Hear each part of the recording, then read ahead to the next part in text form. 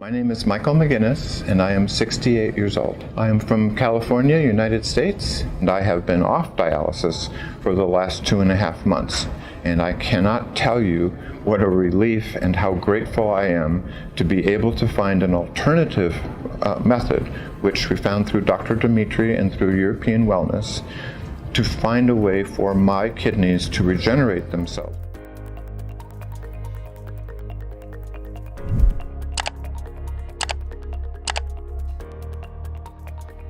So in January of 2018, I suffered a massive heart attack on my way back to the United States from Ecuador, and several days later was placed in a United States hospital and was told that I needed to have stents put into my heart. In the process of putting one of the stents in my heart, they punctured a cardiac artery, and my heart was bleeding. They then transferred me to another hospital in the United States. So I was placed in the hospital, and I received the 5 stents. I was heavily sedated. They intubated me, and I was on a respirator as a result of the surgery. When I came out of the surgery and was under sedation, the second day they went to remove the balloon that was inside to help with the respiration, and in the process they didn't adequately deflate the balloon, and as they were pulling it out, I reached a point where I couldn't breathe. I was suffocating. They had to deflate the balloon, push it back in, and then take it out. And that's important because that caused me a certain amount of trauma in terms of my ability to breathe, which I'll talk about in just a little bit. So after they placed the stents, I was in recovery, but I was not recovering well. So they decided to run another test, and they found out that I had what's called regurgitation in my heart. So my heart valve wasn't doing the job properly, and there was blood flowing back in to the heart rather than flowing through the heart, and this was causing pulmonary distress, so I couldn't breathe. The next step is that they decided to do what's called a mitral valve clip. They ran a small tube through my vein in my leg up to my heart, and they placed a clip on the valve in an attempt to try to help the valve to open and shut correctly. In the process of doing that, the clip that they put in was too small for the opening, but there wasn't enough room to put 2 of them in there. And when they put the clip in, by accident, they also had the clip grab part of my heart, which caused internal bleeding. So the expectation was that the clip would help my breathing and help my heart. But in fact, what happened very shortly after I had the clip is that I became even worse. I couldn't breathe, I couldn't walk, I couldn't move, and I became very anemic. I was losing blood for some reason, and it turned out it was the clip in the heart. So the next step in the hospital was that they decided to do open heart surgery and replace my mitral valve, which they did. In the process of the open heart surgery, which was successful, they replaced my valve, which is working fine. But in that process, they use a catheter to make the blood flow around the heart so that it doesn't go into the heart. And when they took the catheter out of my heart, out of my vessels, they dislodged plaque in my arteries, and that plaque went through my body and settled in my kidneys. Something that apparently happens quite frequently with open heart surgery, but something they had not told us about prior to the surgery. So several weeks after the open heart surgery, when I was in recovery, my kidneys shut down and they no longer functioned. So now I have open heart surgery and a valve that is trying to recover and work, but I also have lost all function of my kidneys. The medical response to that was to place me on dialysis, which I was put on.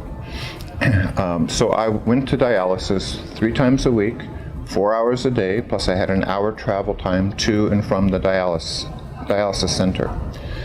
My 3rd week in dialysis, I asked the head nurse, is there anything that I can do that will make my kidneys repair itself? And she turned to me and she said, honey, you need to accept that this is going to be your life for the next 30 years until you die. There's nothing we can do to restore your kidneys or to regenerate that tissue. Myself and my wife are the kind of person who don't like to hear no, so I chose not to believe that. We set out on trying to find a different way outside of Western medicine that could possibly, some hope that we could possibly rejuvenate my kidney function, which we were able to do. So in the process of us searching for alternatives, treatment for my kidneys to try to get the kidney function back, and I'm still on dialysis, my wife and I went to a conference in San Diego, a conference in which I was so weak and so unable in terms of my health, my breathing, my kidney function, needing to be on dialysis, that I couldn't attend the entire conference. But my wife did, and in that process, she met Dimitri from European Wellness and began to talk a little bit about my situation. And we continued after that conference to have a relationship with Dimitri, who is absolutely fantastic. So after making contact with Dr. Dimitri at the San Diego conference, we decided to try a regimen of MOs, of microorganelles, which we did 10 weeks, twice a week, and with that there was some improvement in my kidney function. And during the course of treatment with the MOs, the microorganelles, what happened is that my kidney function returned. And 4 or 5 weeks into my treatment of MOs, I got a call from my Western doctor nephrologist who called me into her office and said, I don't know how to explain this, but you can get off of dialysis. And I have been off dialysis for the last 2.5 months. And I cannot tell you what a relief and how grateful I am to be able to find an alternative method, which we found through Dr. Dimitri and through European Wellness, to find a way for my kidneys to regenerate themselves, which apparently they are in the process of doing. I went from stage 5 kidney failure to stage 3 kidney failure, which is where I am now, and I am continuing to take MO treatments, and I'm continuing to improve in my health for both my heart and for my kidneys. After starting the treatment with MOs, with microorganelles, there was such an improvement that I was able to get off of dialysis. So during the process of the treatment with the MOs and with the live stem cells and frozen stem cells, I experienced no side effects whatsoever in a negative way. The positive way is that my kidneys got better, my heart is getting better. But there's something else that I would like to add, which has to do with the psychological or the emotional component of this. As I mentioned before, when I was in the hospital, I had an incredible high amount of anxiety because at one point I couldn't breathe. So one of the things that was happening is that as my heart wasn't functioning well and my kidneys wasn't functioning well, in other words, my body was kind of not functioning on the level it was supposed to, I had to deal with anxiety about my body and depression about my body. Because what happened to me is that I became very, very angry with my body. I became angry at my kidneys, I became angry with my heart, because I had gone from a vibrant 67-year-old male with a wonderful wife and a wonderful life to someone who couldn't walk across the room without oxygen and who had to be on dialysis in order to urinate.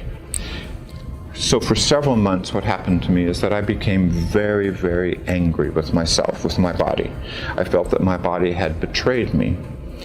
With the help of the MOs, the microorganelles, and the stem cells, and seeing the increase and improvement in my condition, and with my own changing my mind, which I think is very important in this process. So what I did is I changed my position with my own self from being angry at myself and feeling like my body had betrayed me to being very gentle and caring about myself and trying to support and feel gratitude for whatever function my kidneys and my heart had. one of the things that a lot of people kind of chuckle about is that every single day I have a conversation with my kidneys. I thank them very much for functioning. I thank them for working. I help them to improve. I ask them what I can do to make them better.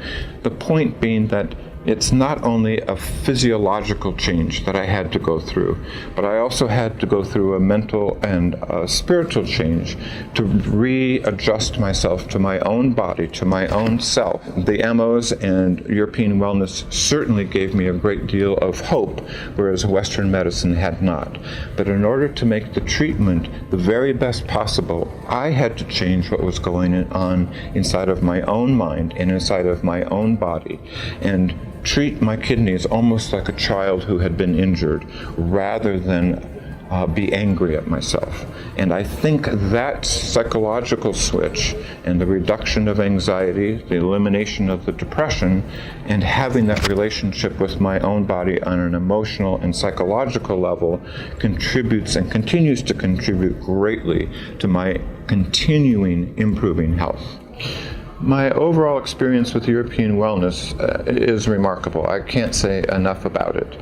They are the ones, through Dr. Dimitri and through Mike, who gave me the hope and gave me the support, along with my wife and, of course, my own internal process, to be able to recover. I have some concerns about the absence of sufficient emotional and psychological support for people going through this process. I think as far as the body is concerned, the body mechanisms are concerned, the use of MOs, of nanopeptides, of stem cells, I think that European wellness exceeds probably everybody else out there. And I don't think at this point, if somebody else came and offered me treatment, I would take it. I think I would stick with European wellness on the physical level. I do have some concerns about European wellness being able to support that physical recovery with emotional and psychological health, and I think that's the direction that they will go in.